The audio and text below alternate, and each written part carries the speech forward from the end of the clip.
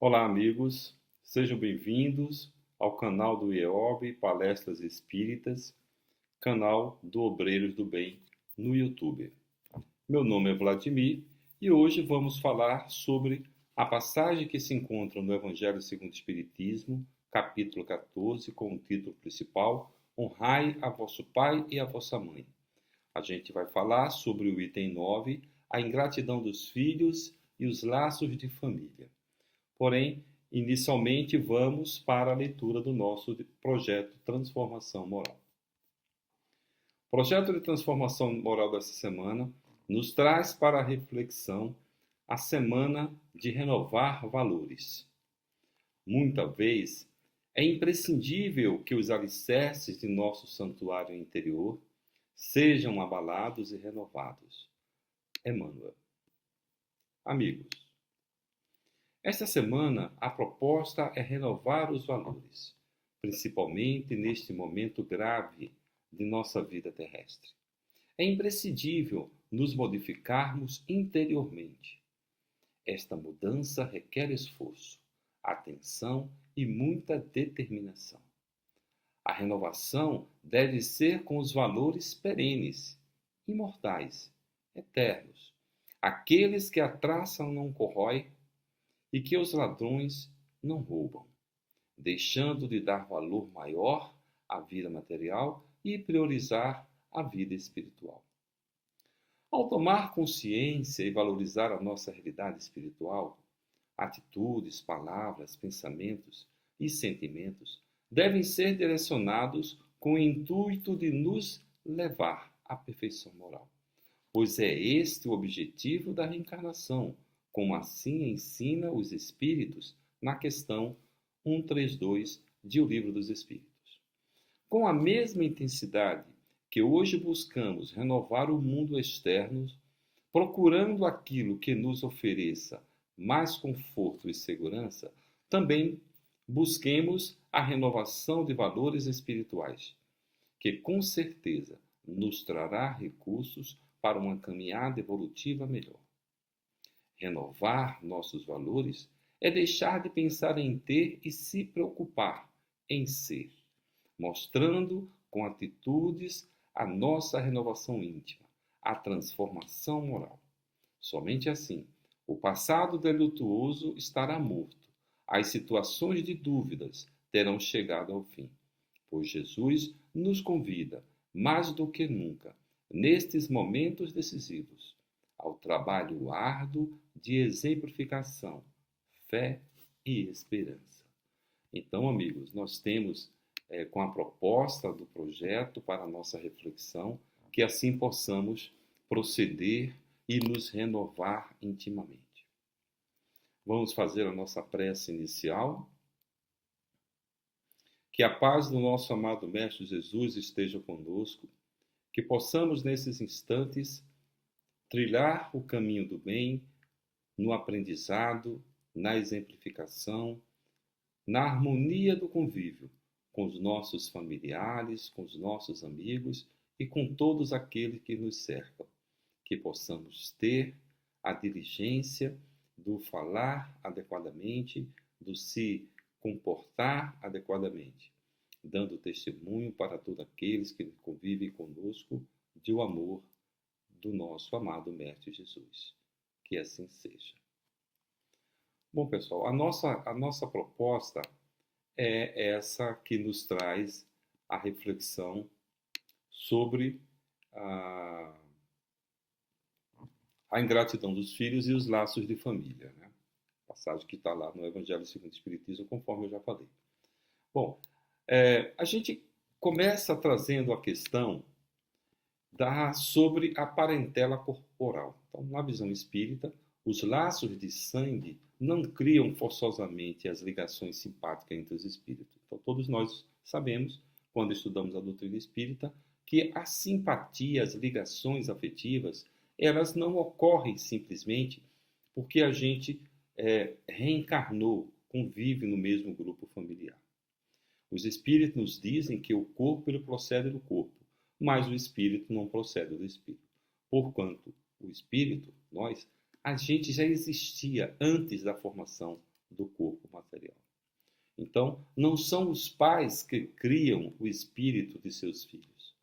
Eles lhes fornecem o involucro corpóreo, cumprindo-lhes, no entanto, todos nós, pais, auxiliar o desenvolvimento intelectual e moral dos nossos filhos, para fazê-los progredir. A gente encontra também essa citação no Livro dos Espíritos, na questão 203.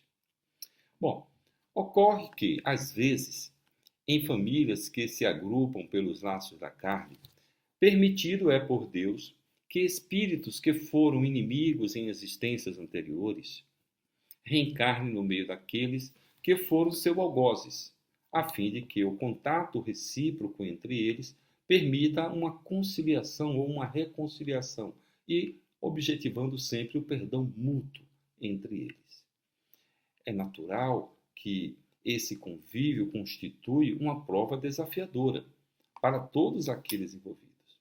E conforme prevaleça ou não a resolução boa, ele será o amigo ou continuará sendo inimigo daquele entre os quais foi chamado a viver.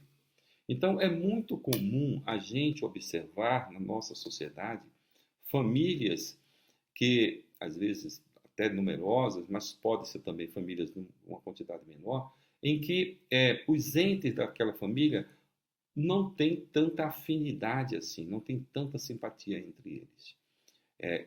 Ao contrário, a gente observa que há uma repulsa, há um antagonismo de pensamento, de ideias, de valores. E esse antagonismo, geralmente cria conflito entre essas pessoas. Então, a gente observa nessas situações a probabilidade daqueles espíritos ali agrupados terem essa finalidade, né, de se harmonizarem, de se perdoarem para que possam continuar o crescimento, o desenvolvimento intelectual e moral proposto pela reencarnação. Então, começando ali o exercício pela nossa família.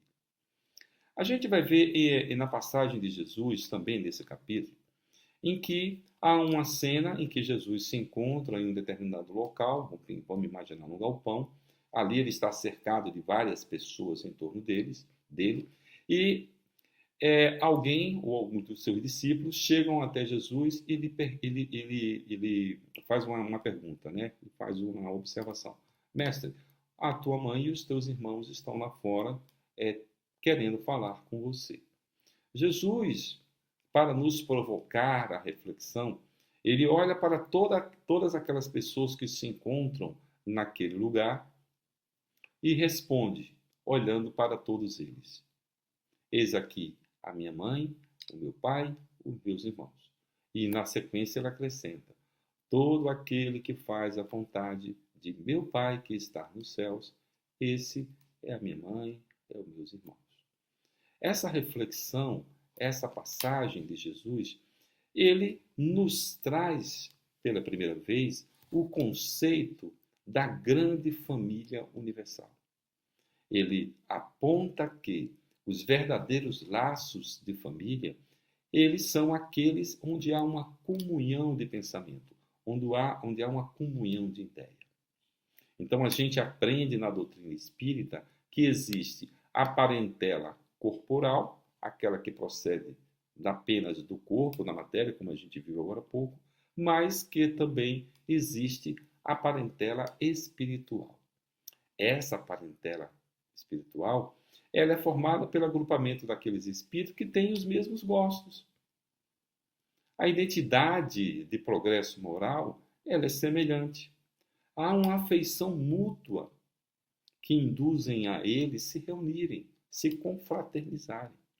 A gente sempre fala que são espíritos simpáticos entre si, ligados por anteriores relações, que se expressam por uma afeição recíproca na vida terrena, como também já ocorre na vida espiritual. Então, ao reencarnar esse agrupamento de espíritos, eles se reencontram com propósitos, né, de evolução, de progresso entre eles, mas se procuram. E ao se procurar, a gente observa famílias onde as pessoas têm um amor entre eles, né? Uma amizade, além de ser pai, de ser mãe, de ser irmão, de ser aqueles parentes mais próximos, há um aconchego entre esses espíritos.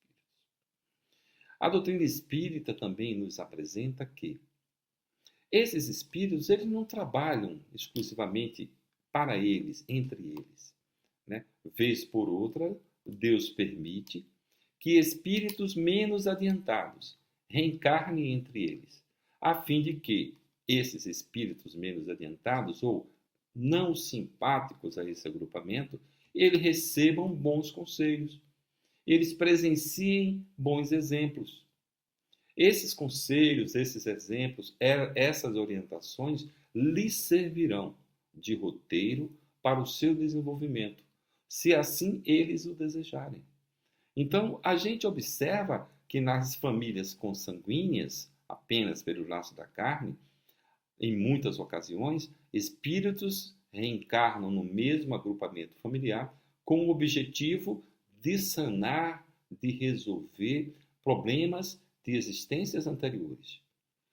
Nasquelas famílias cujos laços são realizados pela comunhão de pensamento, pela comunhão de ideias, ele não tem esse problema. Os espíritos que ali se encontram, eles são afins, vamos colocar assim. Porém, vez por outra, Deus querendo ajudar, né, e para que essa família também contribua na obra da criação, ele permite que espíritos, né, alheios àquele agrupamento de afinidade, eles possam reencarnar nessas famílias com o fim de aprender e evoluir. Então a gente já vê essa questão, né, tão discutida, tão observada na nossa sociedade, de vários episódios lamentáveis que a gente vê ocorrer no nosso dia a dia, à luz que a doutrina espírita nos dá, esclarecendo o porquê de muitas situações que para aquele leigo olha para aquilo e se interroga como é possível que essas, vamos colocar assim, situações ocorram entre familiares. A outra questão que a gente traz nessa passagem do Evangelho segundo o Espiritismo, que aí a gente fala da ingratidão dos filhos. Bom, a gente vai falar um pouquinho, antes de chegar especificamente nessa questão da ingratidão dos filhos, vamos falar de ingratidão. Tá? Porque a ingratidão é algo muito próximo de nós. Se a gente observar, nós somos pouquíssimos gratos, mas somos muitos ingratos. A gente é muito grato com as pessoas, com Deus, quando as coisas elas estão acontecendo de uma forma bastante razoável, equilibrada, harmônica para nós. Porém, muitas das vezes, basta um deslize daquele ser que até então a gente tinha gratidão, né? Basta uma falta de entendimento e a gente passa a desconfiar daquela pessoa e deixamos de ter a mesma consideração, o mesmo apreço que nós tínhamos por ela até então. Olha que coisa, né? Tínhamos um apreço, tínhamos uma gratidão, porém, por algum motivo qualquer, que é contrário aos nossos interesses, de repente à nossa forma de pensar ou de ver, a gente já não enxerga aquelas pessoas que até então éramos gratos para com ela da mesma forma. Então, é natural que a ingratidão ela esteja muito próximo de nós. Porque a gente é muito exigente, né? Nós somos muito exigentes na cobrança, né, com o outro. E a gente esquece de agradecer. A gente é muito ingrato. Dificilmente a gente está agradecendo por todas as coisas, né, que acontecem na nossa vida. Qual que é a análise que a gente deve fazer? Essa análise ela deve sempre partir de nós. Nós somos gratos ou ingratos de uma forma geral. Então a gente olha o nosso dia a dia, o nosso comportamento, a nossa semana, o nosso mês, o nosso ano. E se a gente parar para fazer uma reflexão, a exemplo daquela reflexão que Santo Agostinho nos recomenda, né, o conhecer-se a si mesmo, fazer aquela análise noturna, né, do como é que foi o nosso dia, se a gente fazer esse exercício também incluindo a questão da gratidão ou da ingratidão, provavelmente a gente perceba que a gente durante o dia foi mais ingrato do que grato por todas as coisas que nos aconteceram. Então, se nós somos ingratos para com as pessoas, certamente nos depararemos com pessoas que serão ingratas para conosco. A gente não pode imaginar que somos seres perfeitos vivendo em um mundo imperfeito, né? Então eu sou um ser perfeito e as outras pessoas são imperfeitas. Somos seres imperfeitos também. Somos seres imperfeitos vivendo em um mundo imperfeito. E a imperfeição que a gente observa lá fora, que a gente observa no mundo, é um reflexo da nossa imperfeição. É um reflexo de cada um de nós. Nós estamos no lugar certo, vivendo no momento certo, com as pessoas certas, que nos permite o melhor aproveitamento dos aprendizados que ainda temos que internalizar. Então, quando a gente observa a questão da ingratidão, geralmente a gente observa ela do ponto de vista nosso para com o outro. A gente avança um pouquinho nessa questão da ingratidão, e aí a gente tem que atentar para algumas situações, né? A ingratidão dos outros, ou a ingratidão, se a gente passa por um processo de ingratidão, não é motivo para que nós deixemos de realizar as boas obras, as boas ações que nos cabem. Não podemos avaliar as nossas ações a partir daquilo que esperamos receber dos outros. O reconhecimento do outro para conosco é algo que pode vir. E isso, se acontecer, é muito positivo. E aí, se não vier? Nós vamos deixar de praticar as boas obras? Claro que não, né? As grandes almas que reencarnaram no planeta Terra conviveram muito mais com a ingratidão, né, do que com a gratidão. Daquelas pessoas que elas beneficiaram. Vamos tomar o exemplo de Jesus. Auxiliou, orientou, curou e recebeu tanta ingratidão em troca. Mesmo assim, o mestre, um espírito já no estágio evolutivo muito superior ao nosso, ele manteve-se firme no seu propósito e veio, né, nos apresentar, né, a questão de o agir sem esperar nada em troca do outro. É uma análise, né, em uma análise mais objetiva, a gente olha para esses espíritos e, na realidade, eles deveriam ter recebido grandes demonstrações de afeto dos seus beneficiados. Mas foi justamente ao contrário, né? Porém, em nenhum deles a gente observa o mau proceder porque o outro foi ingrato para com eles. A gente traz também que é o título principal desse capítulo do Evangelho segundo o Espiritismo, né? A questão do honrar a vosso pai e a vossa mãe. A gente já encontra essa questão do honrar o vosso pai e a vossa mãe nos daqueles 10 mandamentos apresentados por Moisés. Então, se a gente atentar o honrar o pai e a mãe, é uma lei. E aí, o que nós devemos fazer ou como nós devemos proceder? O que fazer quando ou quanto à ingratidão de um filho para conosco? Como é que nós devemos agir? Como é que nós devemos proceder? É natural que nós vamos encontrar ingratidão, que é tão comum, como eu falei, no mundo, né, onde a gente vive, um mundo ainda de evolução. Agora, também é natural que, às vezes, essa ingratidão ele ocorra dentro do nosso lar, ele ocorra na nossa família. A gente sabe que dói muito mais quando a ingratidão é praticada por um filho, por uma filha. Aquele filho amado, né, aquela filha amada, que foi cuidado por nós, cercado, né, de amparo. E, no entanto, agora, depois de uma certa idade, demonstra ser uma pessoa ingrata. Dói demais. Dói demais essa ingratidão. Por que dói demais? Porque a gente ainda espera que o outro reconheça em nós todos os benefícios, todos os favores que nós fazemos para com ele. Ainda é uma questão que nós temos que vencer, porque a gente ama, mas também quer ser amado. Ainda não aprendemos, né, apenas amar. a apenas amar. A amar como ensinou Jesus. O amor ágape, onde o mais importante é o ser amado. No amor ágape, o que mais importa não é o que eu estou fazendo, mas sim o que o outro está recebendo. É a renúncia, é o desprendimento. Então, a gente observa que temos ainda um grande, exercício desse amor incondicional.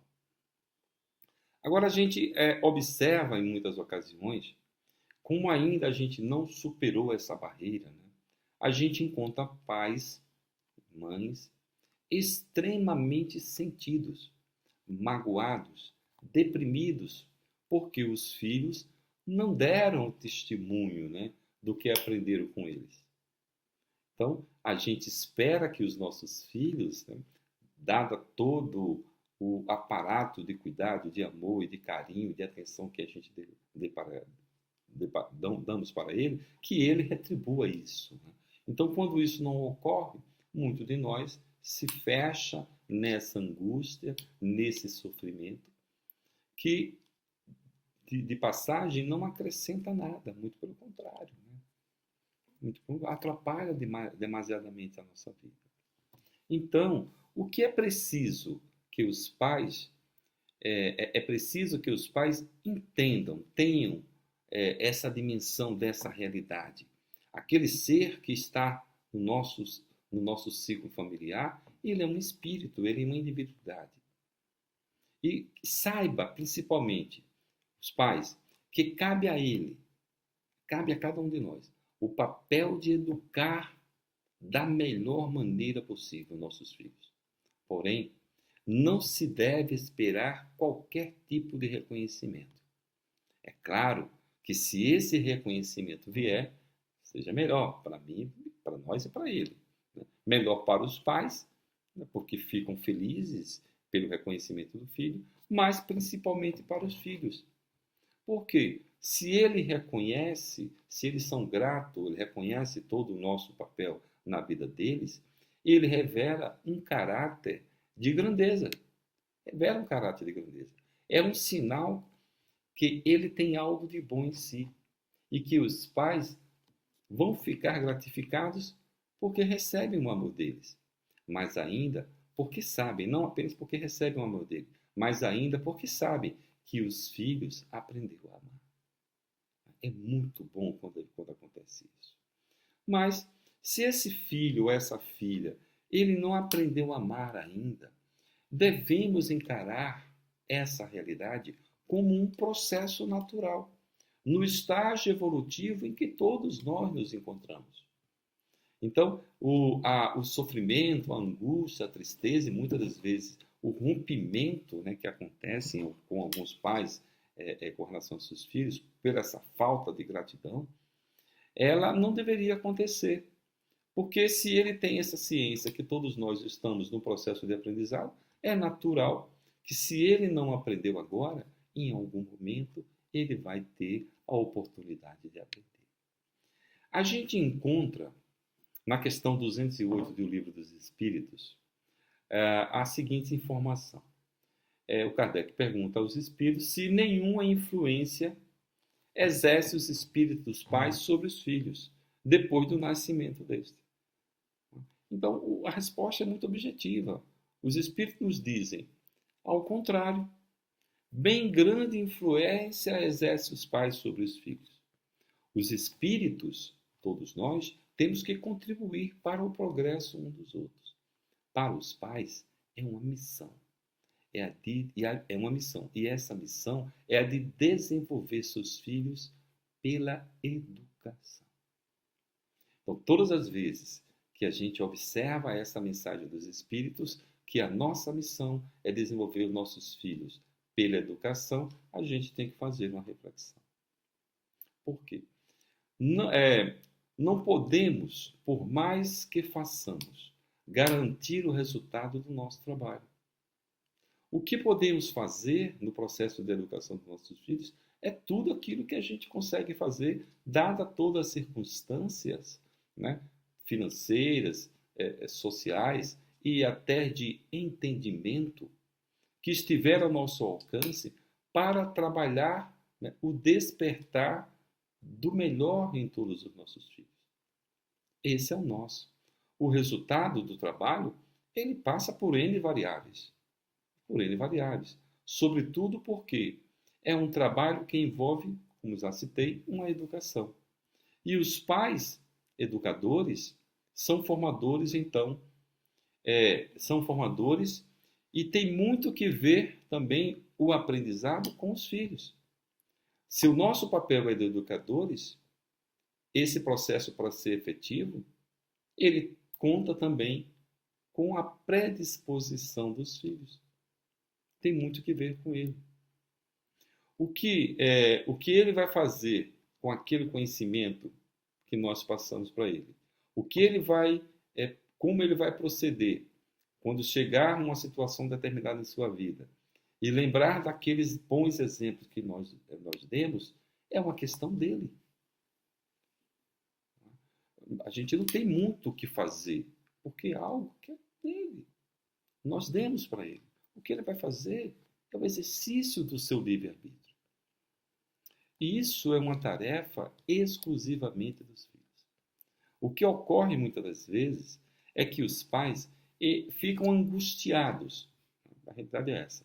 Porque a gente gostaria de fazer toda a obra. A gente gostaria de educar os nossos filhos e garantir que esses filhos receberam e irão praticar essa educação. Isso revela ainda, né, a nossa falta de evolução nesse sentido. A gente não sabe respeitar o que está além das nossas possibilidades. Então a gente esbarra nisso. A gente gostaria que as coisas funcionassem da forma que a gente acha que seria melhor. Só que tem coisas que nós temos um limite. E essa questão da educação do filho, depois que ele assume a maioridade, é o nosso limite. Ou adotar o que ele aprendeu conosco, os bons procedimentos ou não, vai ficar a seu critério, critério dos filhos, no exercício do seu livre-arbítrio. Isso a gente não tem, né, muito o que fazer. Então, os pais, todos nós, temos que compreender isso. Dentro dessa questão, onde todos devem contribuir para o progresso uns dos outros,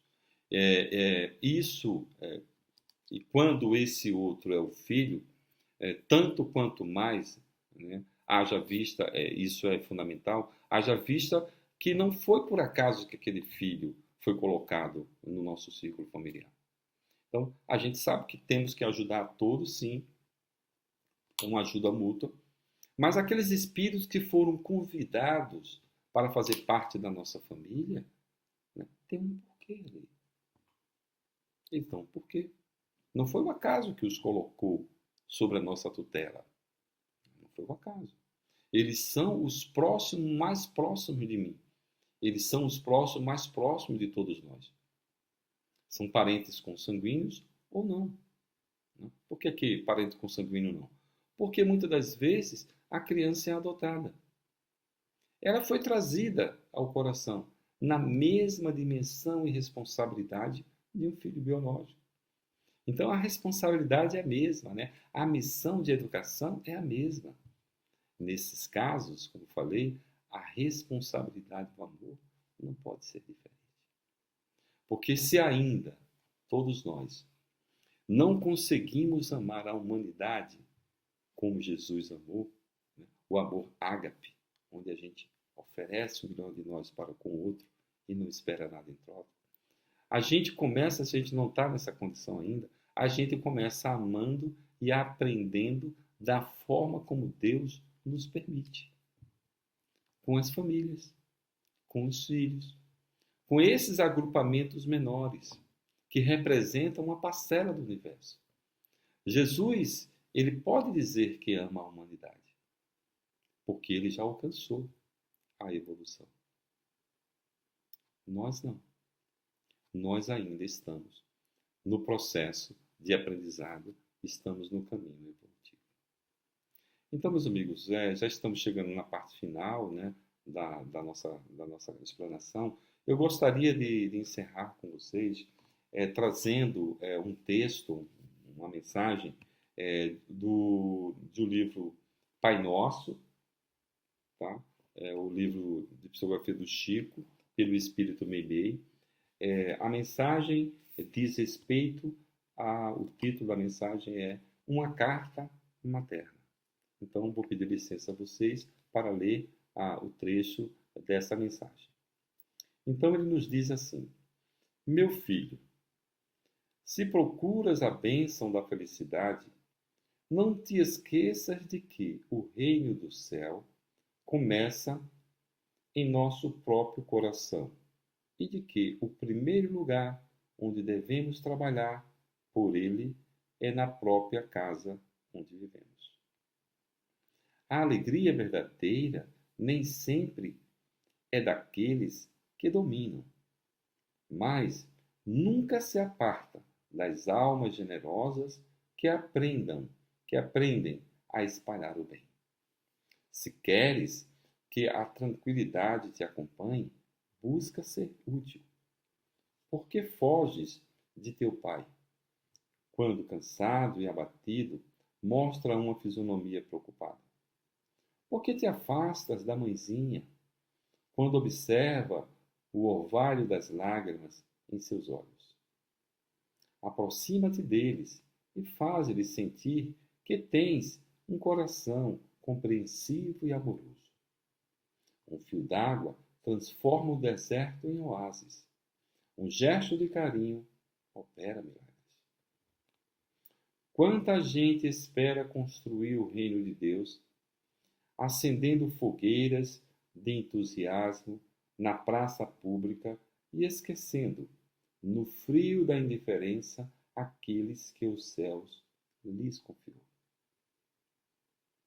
Guarda a paz contigo, a fim de que a possas distribuir.